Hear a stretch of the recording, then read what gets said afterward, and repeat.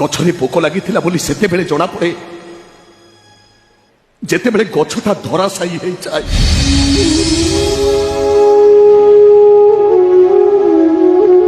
ଏ ସାଙ୍ଗ, ମୁଁ କାହିଁକି ବାହା ହେବାକୁ ରାଜି ହେତୁ ଜାଣିଛୁ?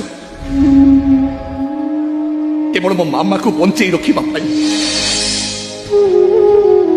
ଆଉ ସେ ଉପରବାଲାକୁ ଚ୍ୟାଲେଞ୍ଜ ଦେବା ପାଇଁ। ଏ ସାଙ୍ଗ, ମତେ ଲାଗୁଛି ସେ ଉପରବାଲା ମତେ ଏଇଥିପାଇଁ ପଠେଇଛି ଯେ ମୁଁ କେତେ ଦୁଃଖ ସହିପାରୁଛି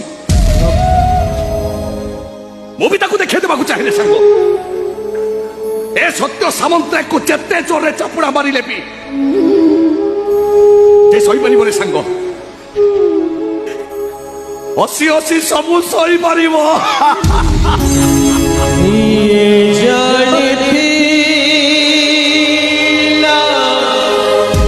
ସହିପାରିବ ରେ ସାଙ୍ଗ, ହସି ହସି ସବୁ ସହିପାରିବ।